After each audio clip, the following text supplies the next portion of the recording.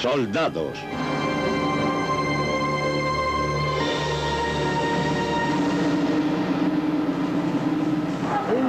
¡Adelante! ¡Adelante! ¡Adelante, vamos! ¡Rápido! ¡Así! ¡Así! ¡Ven aquí! ¡Mata! ¡Mata! ¡Mata! ¡Mata! ¡Mata! Espíritu de lucha.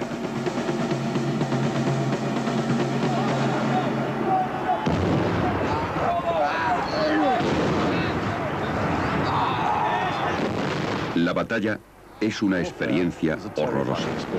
Muchos soldados están ansiosos antes de ella y aterrados en su transcurso. Sus ruidos y visiones asaltan los sentidos y sus tensiones pueden quebrar hasta la voluntad más fuerte.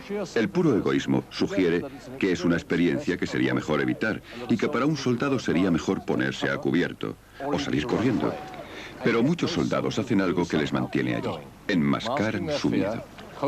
Pueden con sus tensiones y cumplen su trabajo. Lo que les mantiene en acción cuando tantas presiones se combinan para una cita urgente en otra parte es esa decisiva cualidad militar. Difícil de definir y fácil de identificar. La llamaremos espíritu de lucha. Este y el espíritu de cuerpo son dos factores primordiales en los marines de los Estados Unidos. Y estos jóvenes reclutas están demostrando cómo se estimulan esas cualidades. Esta misma cualidad de espíritu de lucha fue la que permitió a otra generación de marines asaltar veintenas de islas fortaleza en el Pacífico, enfrentarse con un enemigo resuelto e implacable, sufrir muchas bajas, pero seguir adelante.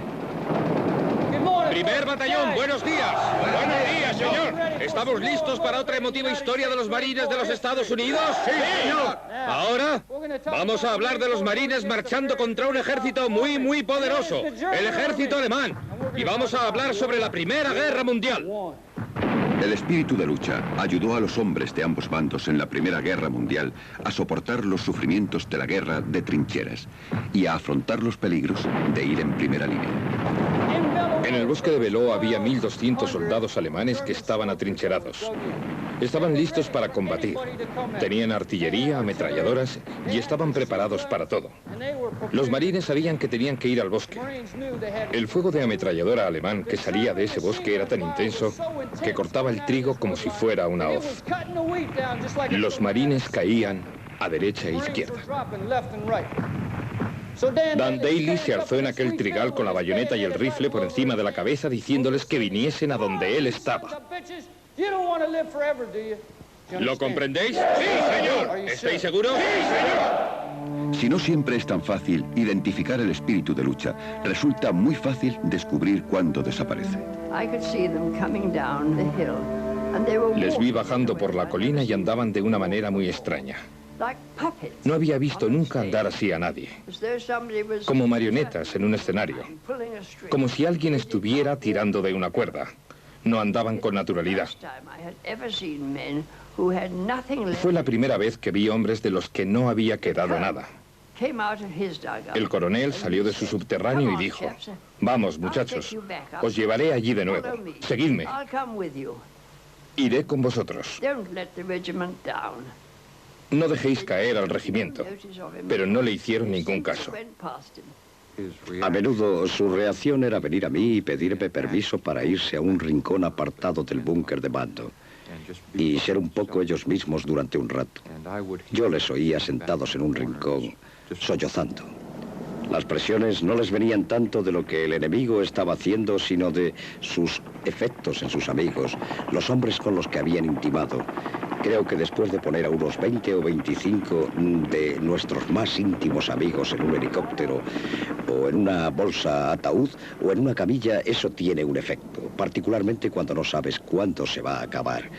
En mi opinión, ha de haber alguna clase de punto de ruptura psicológica bajo ese tipo de presión traumática. ¿Qué es entonces lo que hace que un hombre huya? Y otro resista y pelee. Yo, Robert Graham Clusher. Yo, Darren King. Yo, Anthony Walter Bell. Juro por Dios Todopoderoso que seré fiel. Que seré fiel. Contra todos los enemigos extranjeros y domésticos. contra todos los enemigos extranjeros y domésticos. ¡Atención! ¡Pónganse sus gorras! Esta es la primera parte del proceso. Estos jóvenes están comenzando su servicio militar bien como soldados en la Legión extranjera francesa, el ejército inglés, el ejército rojo de la Revolución rusa o como oficiales del ejército de los Estados Unidos, prestando un juramento. Juro solemnemente que apoyaré y defenderé. Esta ceremonia, que se remonta tan lejos como el Sacramentum, el juramento militar de la antigua Roma, es un ritual planeado para inculcar a los participantes que están uniéndose a una organización en la que sus instintos y valores individuales deben ser puestos al servicio del bien común, que están aceptando un contrato de responsabilidad ilimitada que puede exigirles morir o ser muertos. Los reclutas americanos son declarados alféreces del ejército de los Estados Unidos de América.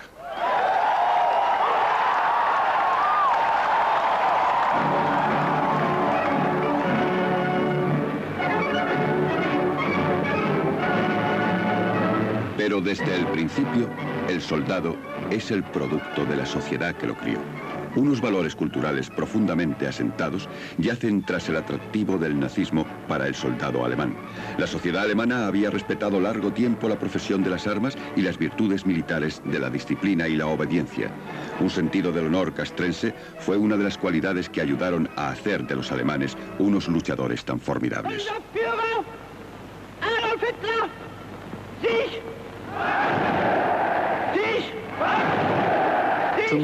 Para mí lo más grande del mundo era Alemania. Alemania no podía equivocarse. Y para mí el Führer era algo como un segundo Dios. Nadie podía dudar de él. Yo estaba convencido de que como pueblo éramos superiores y que más o menos nuestro deber era ir a los otros países y forzar nuestro camino hacia ellos.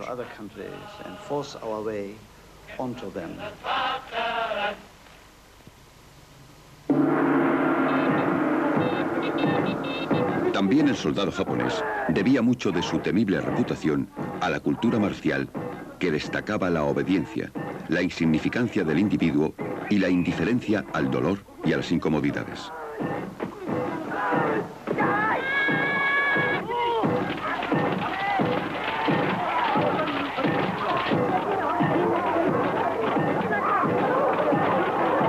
Rara vez eran tomados prisioneros japoneses que no estuvieran heridos.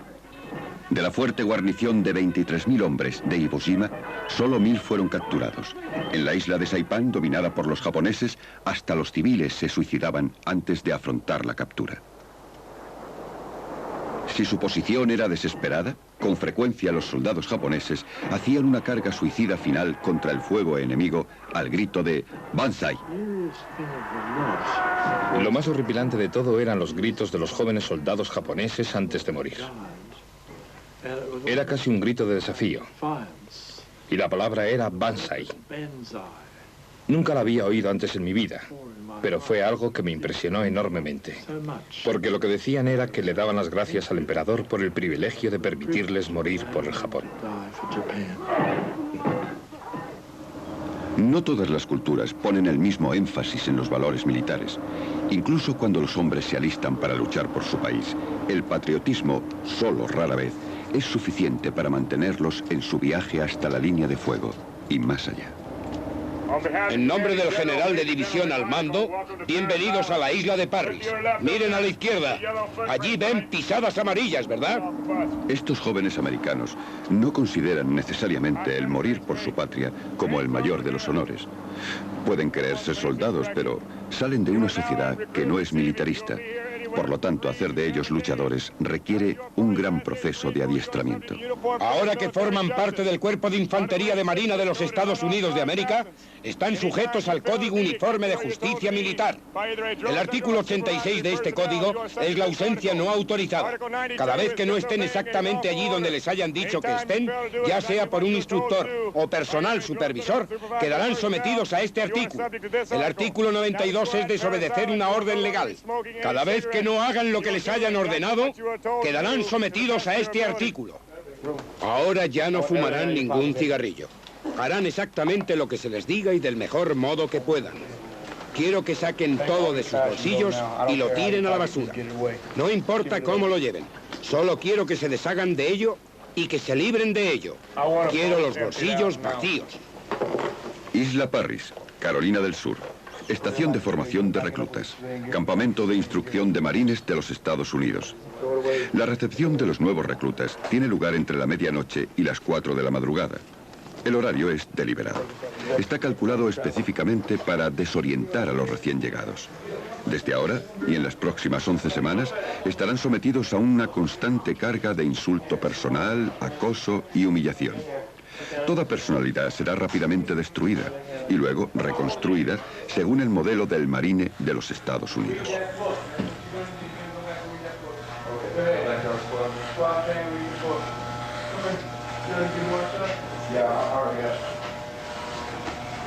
La transformación psicológica va acompañada de un cambio físico. Los reclutas en muchos ejércitos deben soportar los rigores de un corte de pelo militar.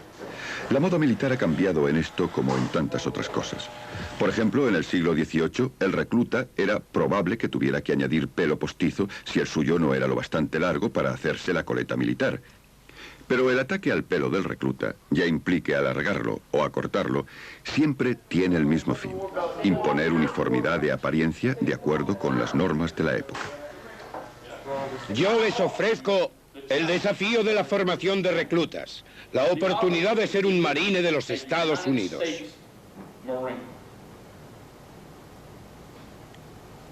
Su turno, señor.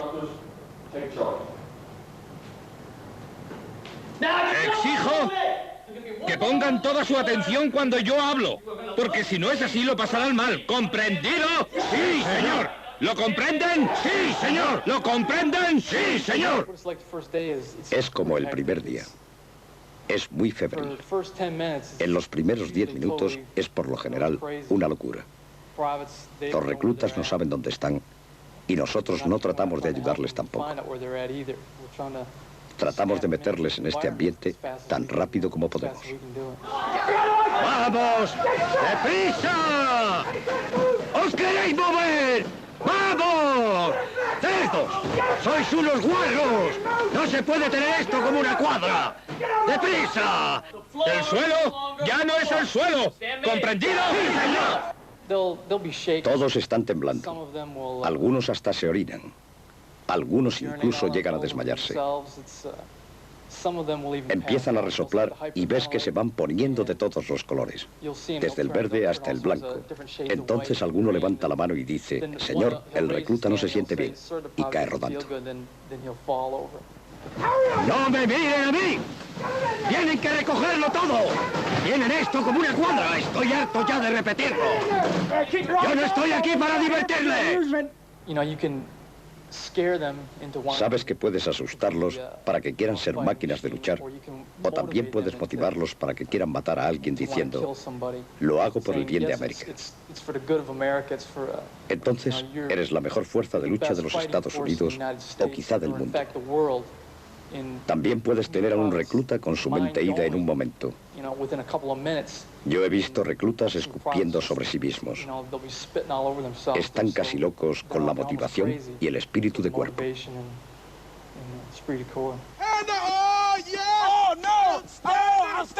Cuando llegas, los instructores nunca te llaman marine. No lo eres. Eres un mierda. Esa es la palabra que usaban siempre. A uno le hacían subir a un árbol y le decían que era un manzano y que tirase manzanas. Pero no era un manzano, así que no tenía nada que tirar. Entonces el instructor decía: «Smith tiene problemas. No puede tirar las manzanas. Así es que vamos a apedrearle». Tenemos a ese pobre desgraciado en un árbol siendo apedreado por toda su sección. Había también otros casos horribles de castigo corporal y de golpes, con las culatas de los fusiles. Pero el plan psicológico detrás de todo esto es destruir la personalidad de un hombre y reconstruirla. Al aprender a enfrentarse con el miedo a su instructor y a las tensiones del programa de entrenamiento, el recluta está aprendiendo cómo encarar el impacto de la batalla. Para los marines es un método probado y verificado. Desde estos campamentos, miles de jóvenes partieron a los campos de batalla del Pacífico, listos para morir antes que deshonrar el uniforme.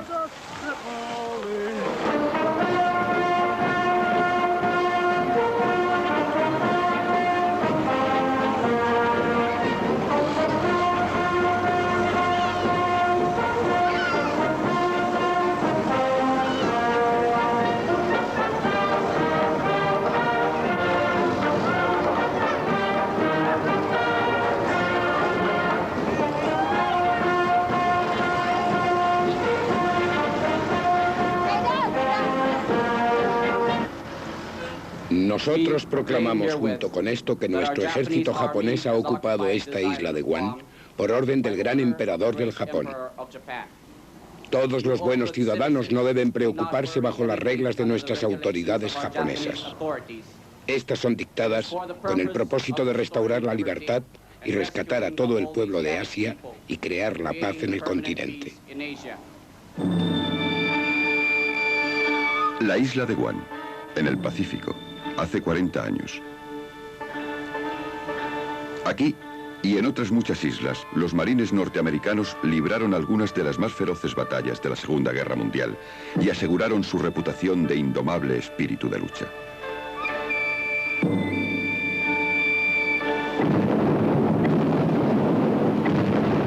Casi medio millón de marines lucharon en la Guerra del Pacífico. Sufrieron cerca de 90.000 bajas.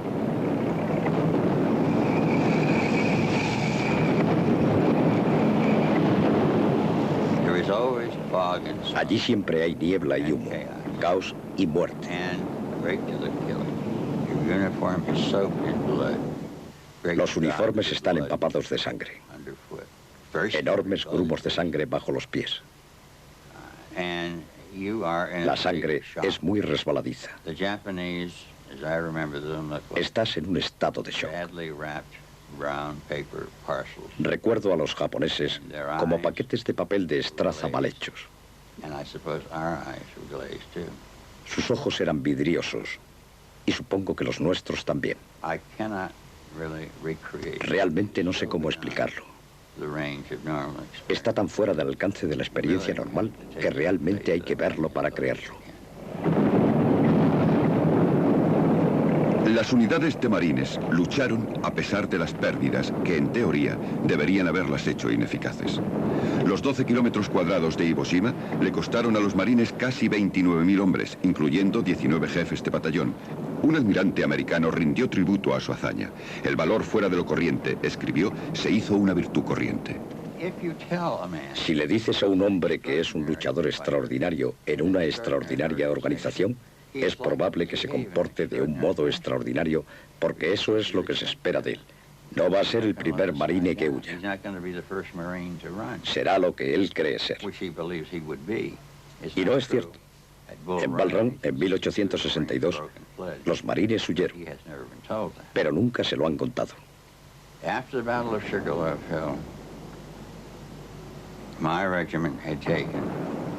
Después de la batalla de Sugarloaf Hill, hubo un 80% de bajas.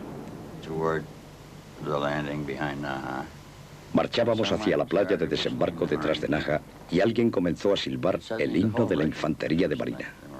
Y de pronto, todo el regimiento lo estaba silbando. Teníamos motivos para estar desilusionados y asqueados de la fraseología de la guerra, pero seguíamos silbando nuestro himno.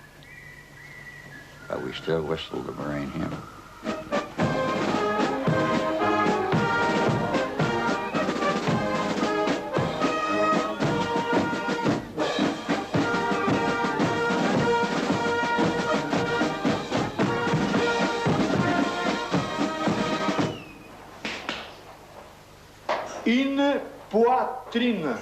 Une poitrine. Une poitrine.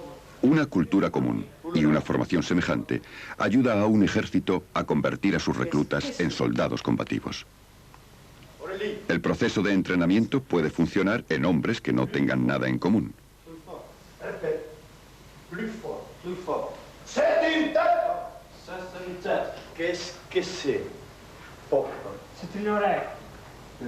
Todo lo que estos hombres tienen en común es que han huido de algo. Pero en 16 semanas, la Legión extranjera francesa los convertirá en soldados cuyo espíritu de lucha es incomparable. Comienza dándoles un idioma común. Sur position 1, coup par coup. Estos soldados deben aprender a dominar las herramientas de su oficio. En este caso, el fusil automático Senetien. Pero este entrenamiento tiene un propósito más amplio que simplemente impartir una habilidad técnica. Aquí se va más a forjar espíritu de lucha que simplemente a enseñarle a un hombre cómo disparar un fusil o conducir un tanque. Así, junto a esta clase de entrenamiento, va también el proceso de fundir a los individuos en un equipo.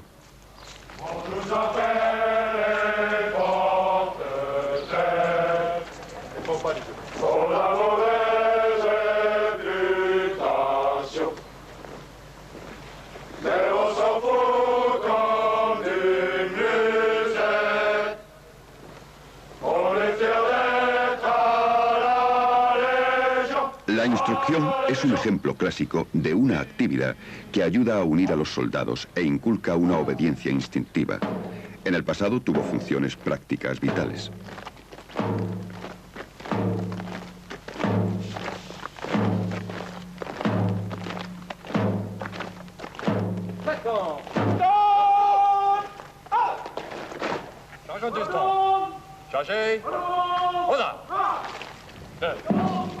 Las repeticiones constantes de los movimientos básicos de la instrucción aseguran que el soldado pueda cargar y disparar su arma en medio del estruendo y la confusión de la batalla. Se necesitaban semanas para llegar a ser eficaz en el manejo del mosquete de chispa. Estos soldados franceses del periodo napoleónico tienen en común con sus aliados y oponentes haberse pasado horas en el campo de instrucción aprendiendo su oficio.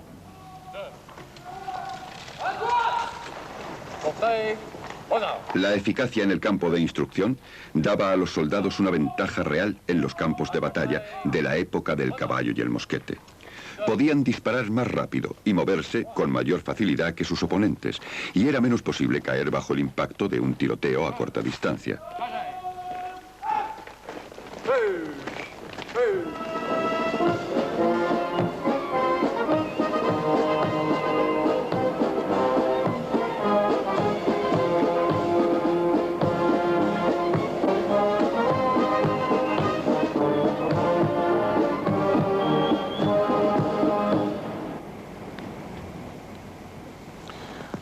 La instrucción que hoy vemos practicar aquí es un superviviente de la que se hacía como entrenamiento para el combate en los campos de batalla en los siglos XVIII y XIX.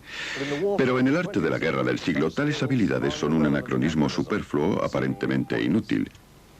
¿Por qué hacerlo? Hay dos razones. Primera, es un método sencillo de inculcar obediencia absoluta.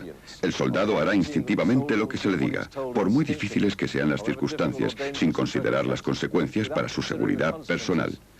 La segunda, y la más importante de todas, es el método consagrado por el tiempo de unir a los hombres, de sumergir la identidad del individuo en la del grupo.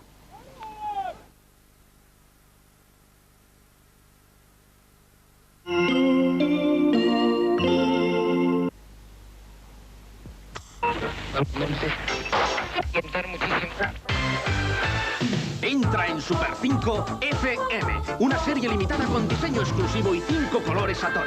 Radiocassette estéreo, espejos retrovisores con reglaje interior, carrocería integrada en el mismo color, tapicería especial y mucho más. Conecta con él, elige en 3 o 5 puertas. Ven al Renault Super 5 FM que la música marcha en Super 5 y desde solo 1.064.000 pesetas.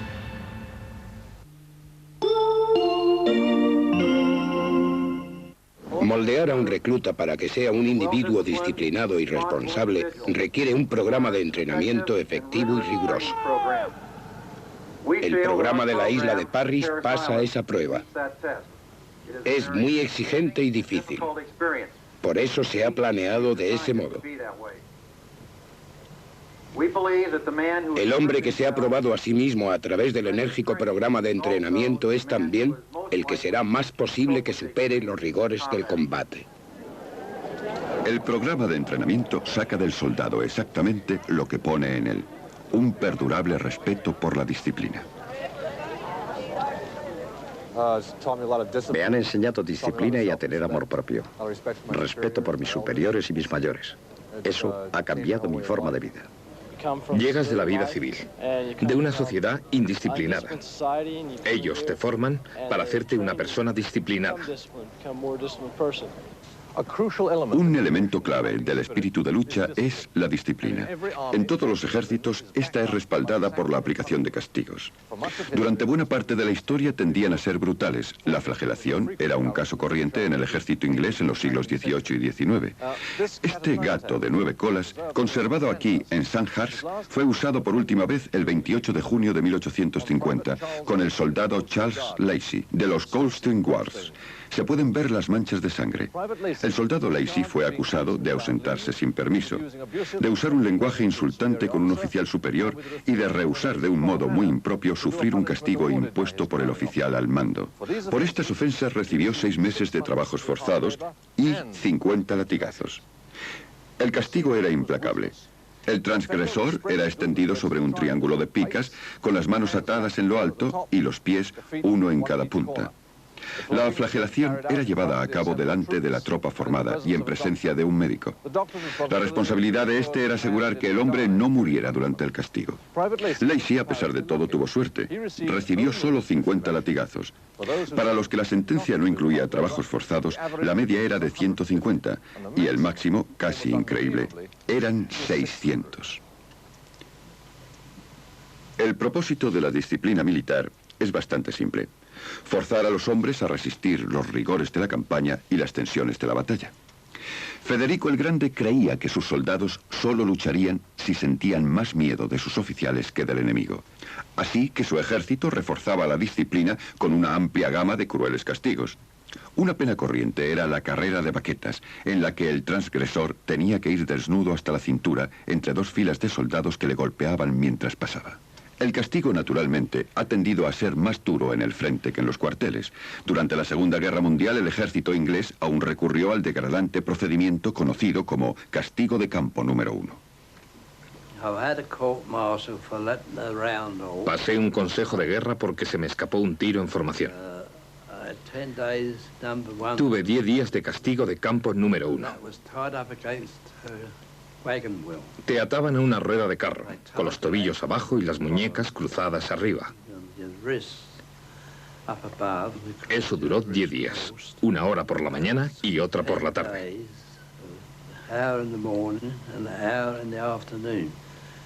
Mientras estabas allí podías sentir cómo te quedabas helado. Sentías como si te estuvieras ahogando continuamente. Una sensación rara. El fuego de cañón no cesaba, porque ellos sabían dónde estábamos instalados, y a menudo los obuses caían allí.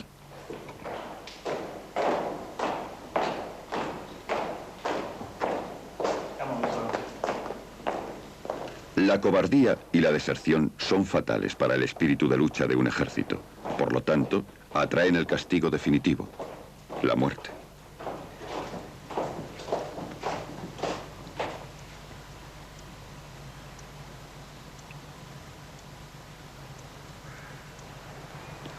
Durante la Primera Guerra Mundial, el ejército inglés ejecutó a 346 soldados, de ellos 266 por deserción.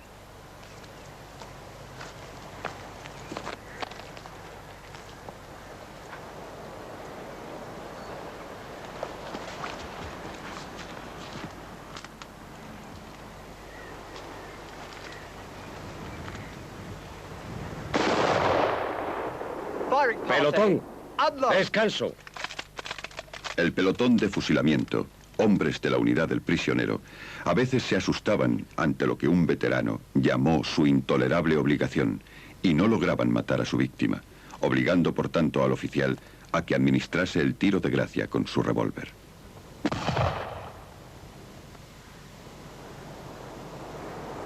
Los alemanes hicieron amplio uso de la pena de muerte a fines de la Segunda Guerra Mundial.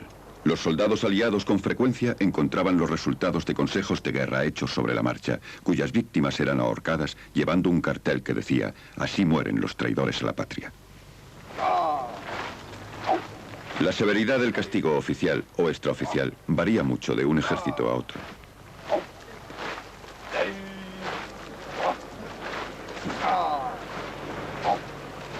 Me arrestaron por emborracharme y quedarme dormido.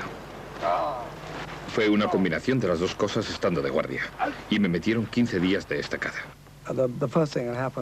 Lo primero fue una paliza del brigada. Te pones firmes y te pegan. Y entonces cuando te caes al suelo te vuelves a poner firmes y miras al tipo a los ojos y sabes que no te dará mientras sigas así. Así que cuando has tenido tu ración te cuadras. Entonces vas a la barbería y te cortan el pelo al cero. Luego te dan un macuto lleno de piedras con correas metálicas en vez de las normales. Y comienzas lo que llaman el plot. Corres en círculo y tienes a un sargento con un silbato. Da un pitido y tú haces una voltereta hacia adelante. Da 2 y marchas con las rodillas dobladas. Da 3 y te arrastras. Llevas en la cabeza rapada un casco de metal sin la funda de dentro. Así que te da el metal en el cráneo. Eso dura un par de horas.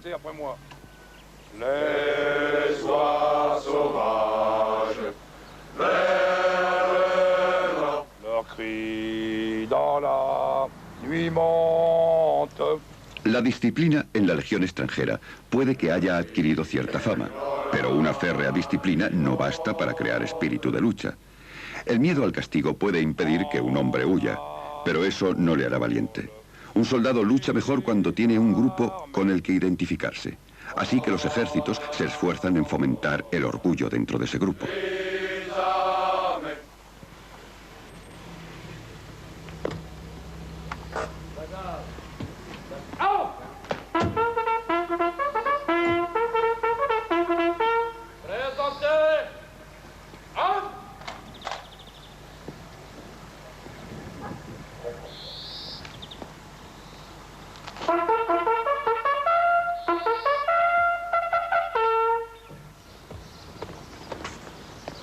Déjeuner Padillo, Première Compagnie, 2 mois de service.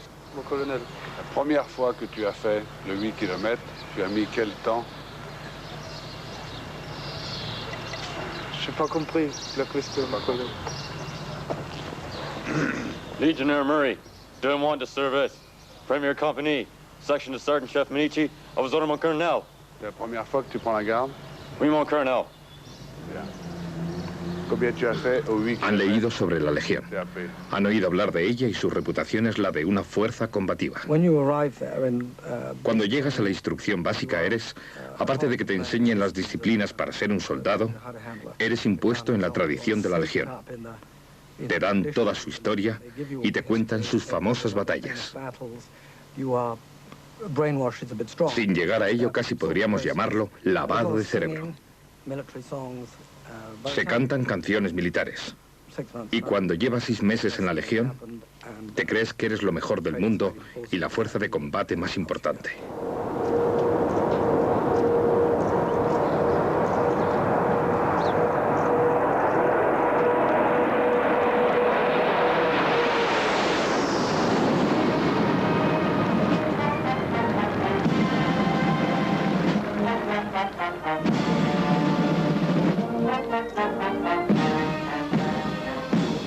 En el día de Camerón, la tradición de la Legión es celebrada con la mayor pompa. Camerón, en México, fue el lugar de una de las muchas heroicas resistencias de la Legión. Una lucha hasta el fin de un pequeño grupo de legionarios contra fuerzas muy superiores. En el cofrecillo llevado por un veterano en silla de ruedas hay una reliquia sagrada, la mano de madera del jefe del destacamento, el capitán Danjou.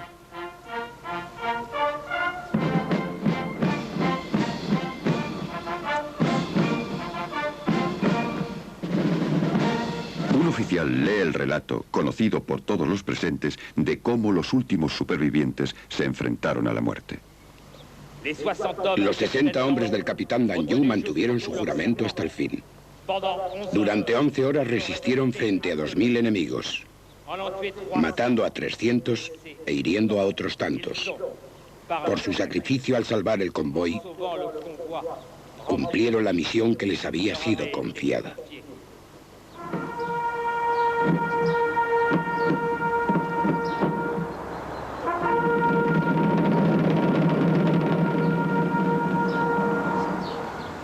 La mano de madera del capitán Danjou aún se conserva en el cuartel general de la Legión extranjera en el sur de Francia. Es un recuerdo para los legionarios de hoy de las tradiciones y las normas de su unidad. Allí se pueden ver otros brillantes ejemplos de su espíritu de lucha, de la resistencia del capitán Danjou con sus hombres en Camerón. Muchos de sus hombres no eran franceses. Puede que no entendieran las complejidades de la política exterior francesa, pero eran duros profesionales, con una fuerte identidad de grupo, gran cohesión y una sólida moral. Estaban desesperadamente rebasados en número y sabían que luchar significaba la muerte, pero para muchos había un riesgo aún mayor, y ese era, sobre todo, no vivir según las normas de la unidad. Así que lucharon hasta la muerte.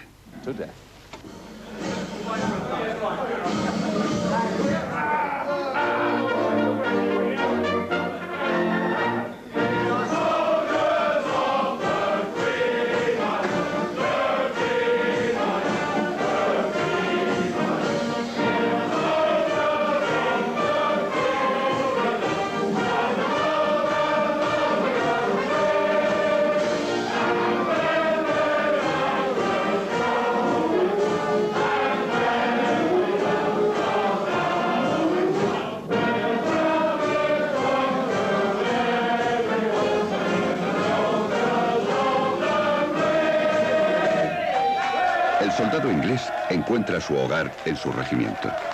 En un sistema militar, el espíritu de cuerpo de las modernas unidades saca fuerzas del espíritu luchador demostrado por sus antecesores. Las banderas del regimiento, condecoradas con los honores de las batallas, simbolizan estas antiguas y honorables tradiciones.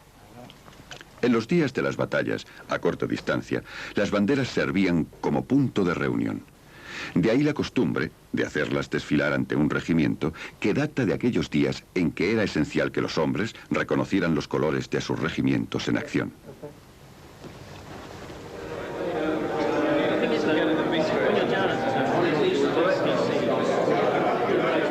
Estos oficiales del regimiento de la Reina están cenando con sus banderas orgullosamente desplegadas.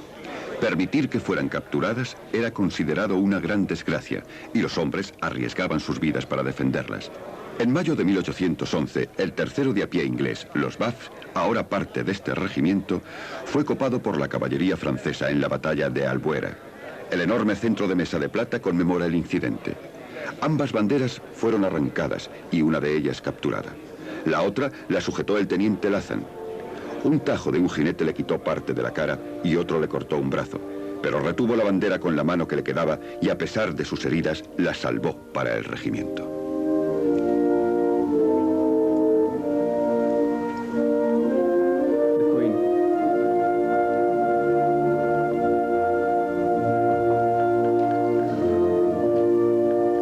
Otros ornamentos y reliquias ayudan a incrementar el amor propio del regimiento, y su individualidad es reforzada por un fuerte tejido de tradición.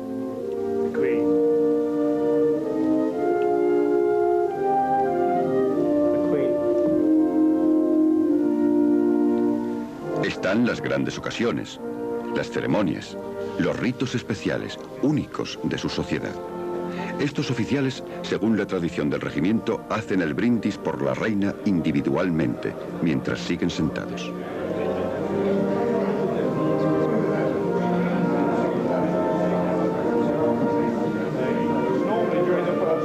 Pero sobre todo está ese especial sentido de pertenencia que viene de llevar uniformes.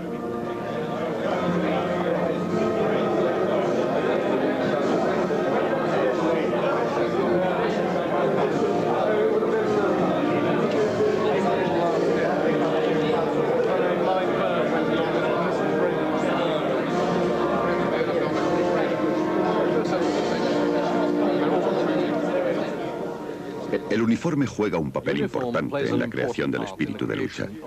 El moderno equipo de combate es ante todo práctico y está pensado para hacer a su portador lo menos llamativo posible en el campo de batalla. Pero incluso este traje oscuro e informe tiene funciones simbólicas. Para estos cadetes de Sandhurst tipifica el proceso de convertir a un hombre en un soldado. Y su misma uniformidad resume el modo en que los valores son subordinados a lealtad de este grupo. Para las galas y grandes ocasiones hay uniformes más elegantes. Esos tienen mayor simbolismo. Sus insignias definen los pasos de la jerarquía militar y sus botones y distintivos denotan cuerpo y regimiento específicos.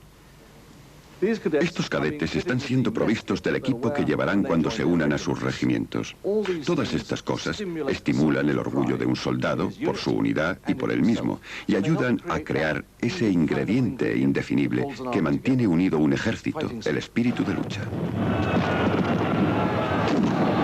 En los días en que las batallas se daban a corta distancia, el uniforme proporcionaba un medio no solo de reconocer el bando propio y sus unidades, sino de estimular en los soldados que lo llevaban orgullo y confianza. El teórico del siglo XVIII, Conde de Guibert, escribió: «La bravura personal de un solo hombre no es decisiva en el día de la batalla, pero la bravura de la unidad, el esplendor externo, la regularidad de los movimientos, la destreza y al mismo tiempo la firmeza de la masa, todo eso le da al soldado individual la segura y tranquilizadora convicción de que nada podrá resistir a su regimiento o a su batallón».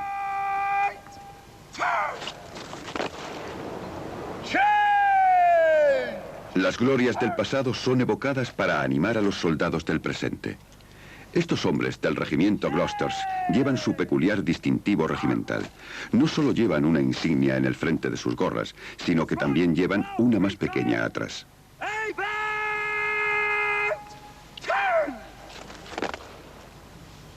Esta última conmemora la batalla de Alejandría en 1801, cuando el regimiento repelió un ataque por el frente y la espalda.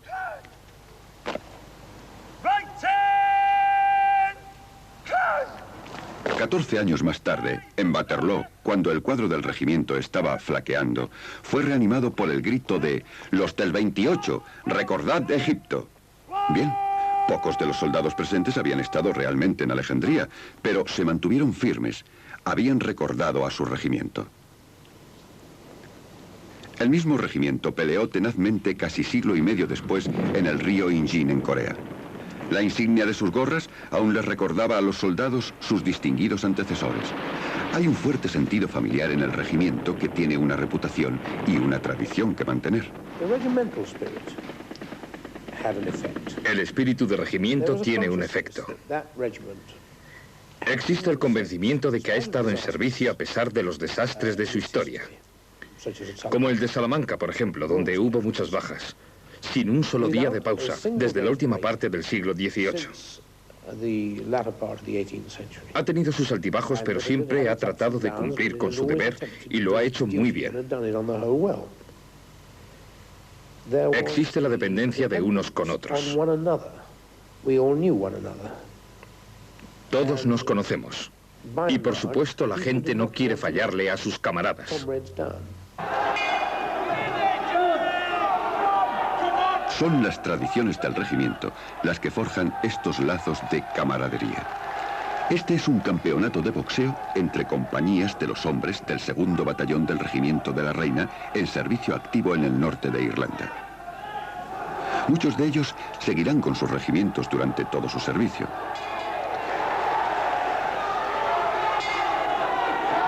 Con métodos así, este espíritu de lucha es reforzado por una clase única de rivalidad. Cada soldado cree estar en el mejor pelotón de la mejor compañía, del mejor batallón, del mejor regimiento del ejército.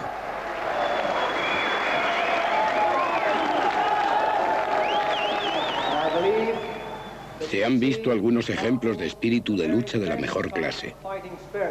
La voluntad de seguir adelante cuando las piernas se convierten en goma. También una buena dosis de coraje.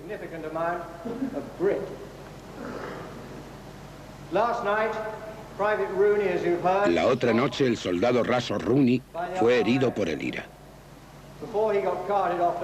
Antes de llevarle al hospital estuve hablando con él Y su principal preocupación era si su compañía sería capaz de encontrar a alguien para que ocupase su lugar. La identidad del regimiento hace su propia contribución a la moral del soldado. Pero es la relación íntima entre los miembros de la pequeña unidad lo que se alza en el corazón mismo del espíritu de lucha.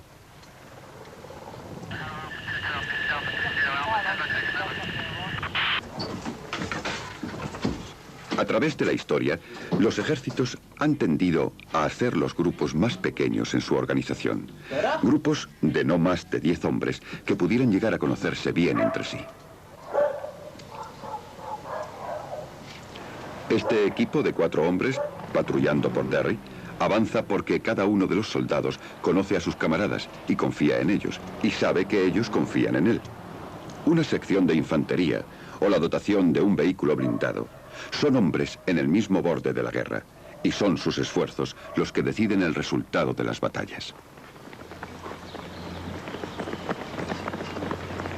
El espíritu de lucha puede comenzar con entusiasmo patriótico y rigurosa instrucción, y ser reforzado por la disciplina.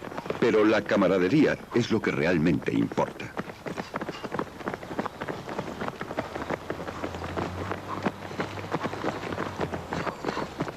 Mates, buddies, camaradan, copains, casi todos los idiomas tienen una palabra especial para los camaradas de un soldado, por quienes su afecto, forjado en el calor del entrenamiento y probado en el crisol de la batalla, rebasará bastante al amor de las mujeres.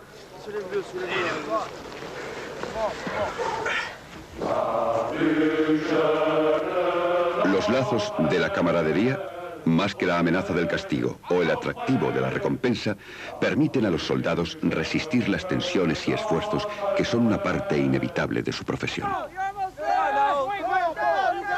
Los actuales reclutas, futuros marines, aprenden sobre todo a no abandonar a sus camaradas.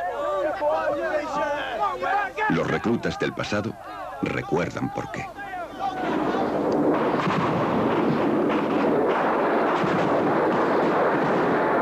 Así es como vivimos y así es como nos amamos y respetamos unos a otros. Rezamos unos por otros. Yo estaba tan cerca de esta gente como de mis propios hermanos. Soportábamos el mismo dolor y el mismo sufrimiento. Son tus amigos los que te impiden agachar la cabeza y huir. Y son tus amigos los que te abren la puerta cuando no lo creías posible.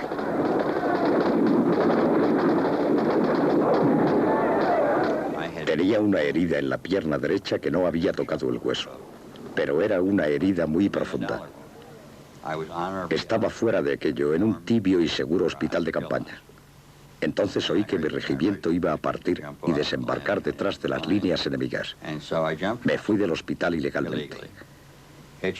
Fui hasta el frente y me uní a mi regimiento.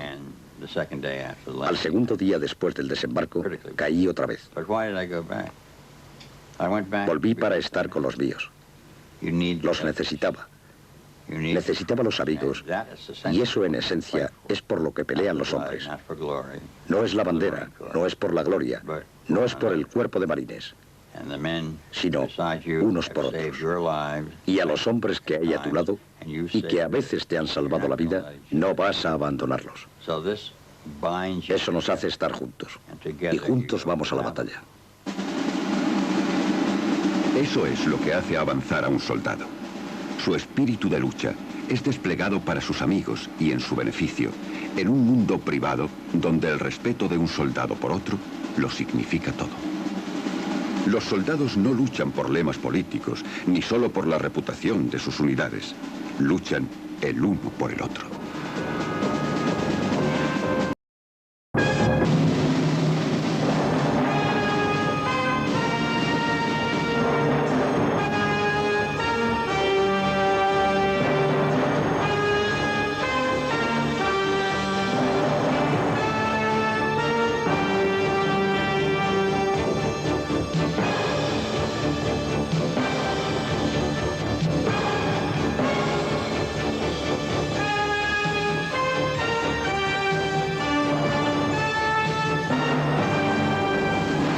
Soldados.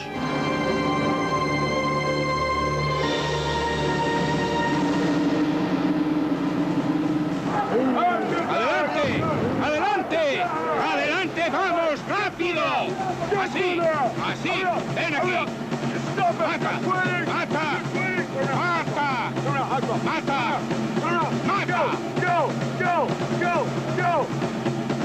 Espíritu de lucha.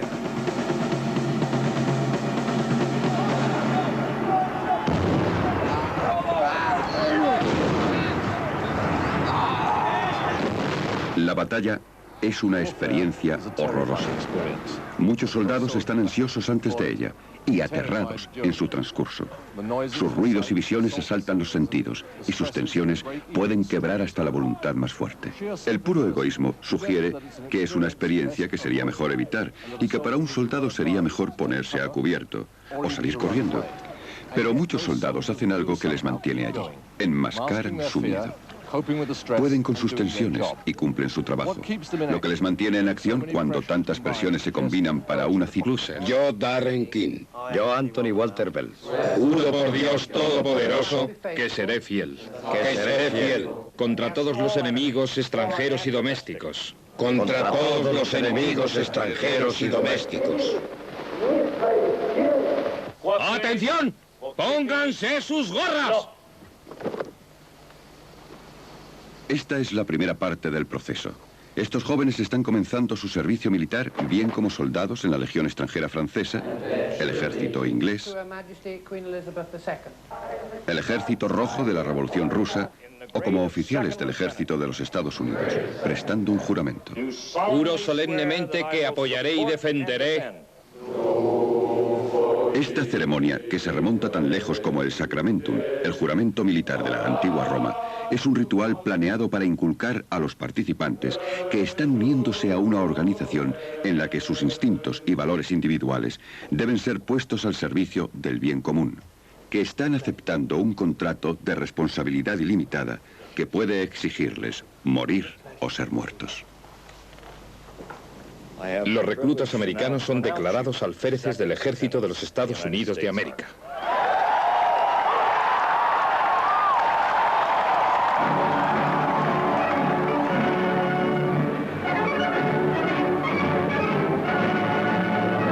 Pero desde el principio, el soldado es el producto de la sociedad que lo crió.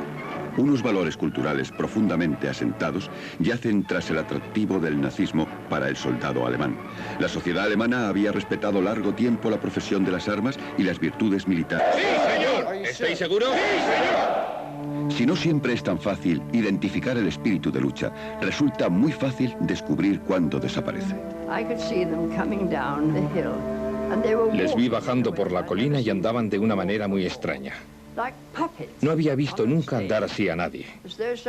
Como marionetas en un escenario. Como si alguien estuviera tirando de una cuerda. No andaban con naturalidad. Fue la primera vez que vi hombres de los que no había quedado nada. El coronel salió de su subterráneo y dijo: «Vamos, muchachos, os llevaré allí de nuevo. Seguidme. Iré con vosotros. No dejéis caer al regimiento». Pero no le hicieron ningún caso.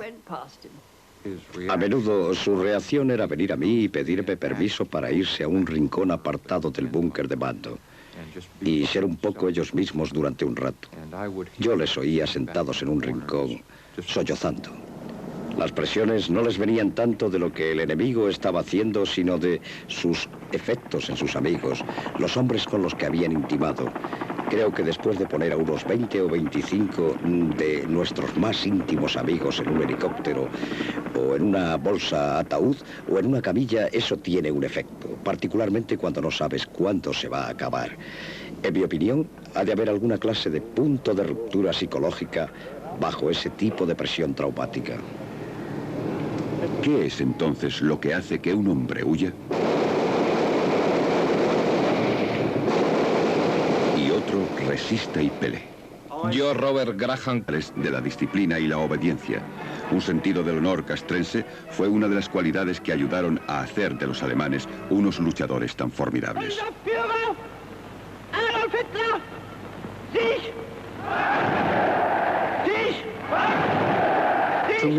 Para mí lo más grande del mundo era Alemania. Alemania no podía equivocarse. Y para mí el Führer era algo como un segundo Dios. Nadie podía dudar de él. Yo estaba convencido de que como pueblo éramos superiores y que más o menos nuestro deber era ir a los otros países y forzar nuestro camino hacia ellos.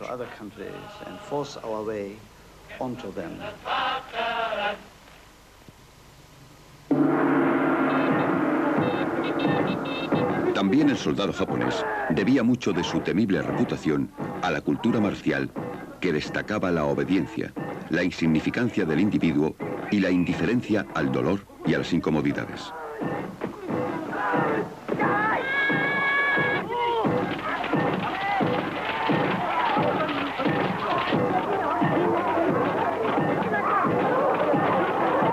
Rara vez eran tomados prisioneros japoneses que no estuvieran heridos.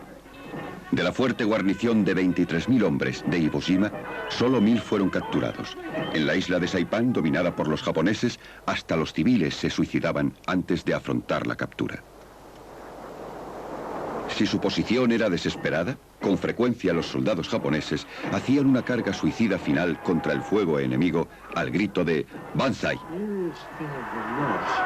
Lo más horripilante de todo eran los gritos de los jóvenes soldados japoneses antes de morir. Lo urgente, en otra parte, es esa decisiva cualidad militar, difícil de definir y fácil de identificar. La llamaremos espíritu de lucha. Este y el espíritu de cuerpo son dos factores primordiales en los marines de los Estados Unidos. Y estos jóvenes reclutas están demostrando cómo se estimulan esas cualidades. Esta misma cualidad de espíritu de lucha fue la que permitió a otra generación de marines asaltar veintenas de islas fortaleza en el Pacífico, enfrentarse con un enemigo resuelto e implacable, sufrir muchas bajas, pero seguir adelante. ¡Primer batallón, buenos días! ¡Buenos días, señor! ¿Estamos listos para otra emotiva historia de los marines de los Estados Unidos? ¡Sí, señor! Ahora vamos a hablar de los marines marchando contra un ejército muy poderoso, el ejército alemán. Y vamos a hablar sobre la Primera Guerra Mundial.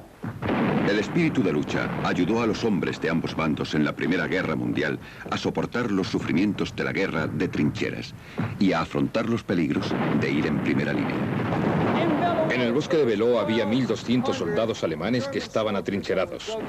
Estaban listos para combatir. Tenían artillería, ametralladoras y estaban preparados para todo.